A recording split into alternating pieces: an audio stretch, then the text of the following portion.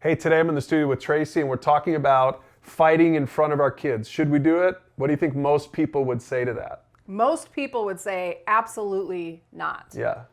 But I would say it depends. Yeah. Yeah. Is it good for kids to know that the world isn't perfect?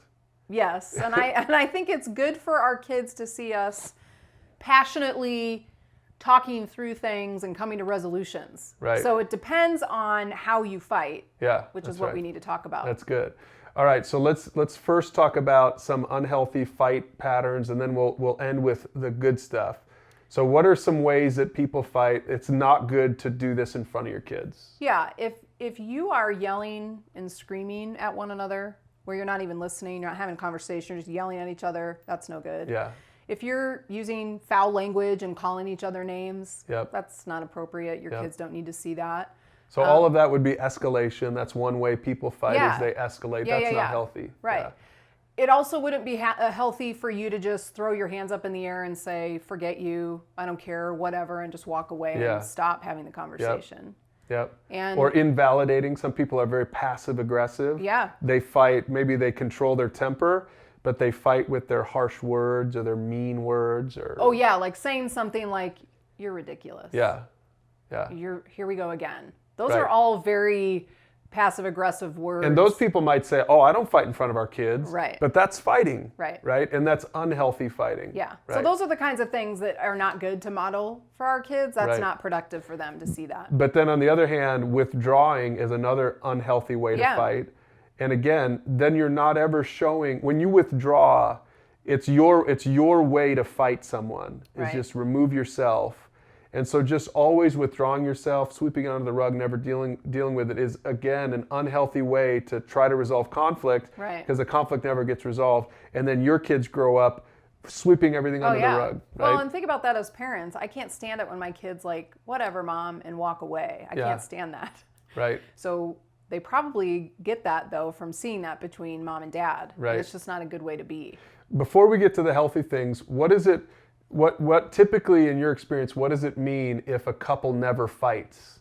What could that be a sign of? That you're not engaged, you don't care very much. You're just kind of living parallel lives and you're just not that emotionally invested. Right. Because it takes energy to argue, to passionately fight for something, hopefully for the betterment of your family and your marriage. Right. So if you're not willing to do that at all, then that might say you're already 1 foot out. Yeah, and the kids might pick up on that, right? Yeah. And they're learning, again, unhealthy, toxic patterns of relationship, which isn't good for their future relationships either. Right. So let's get to some healthy ways. So when is it good?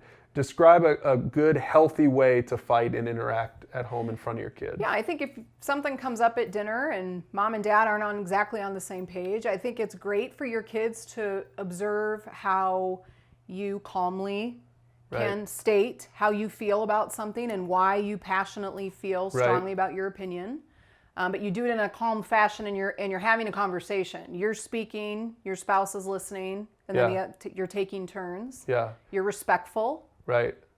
And I think it's really important for both husband and wife to clearly assert their opinion, clearly assert their perspective on an issue, because again, you want your kids to see that both husband and wife, both mom and dad have an opinion, they're respected. Right. You know, just because we don't agree with each other in front of our kids all the time doesn't mean we don't love each other. Right. So we're showing them that we can passionately have a perspective and still respect each other's perspectives when we don't always agree with it. Yeah, and then the next piece of that is as you talk about your perspective and we're sharing our ideas and our reasons, that we both are motivated to move towards a solution. Right. Like, okay, I heard your perspective, you've heard my perspective. Now, how do we move forward for the sake of the health of our marriage and our family? Right. That is the kind of stuff that we want our kids to observe. Yeah, because all of this then, what will our kids do with everything that they've observed,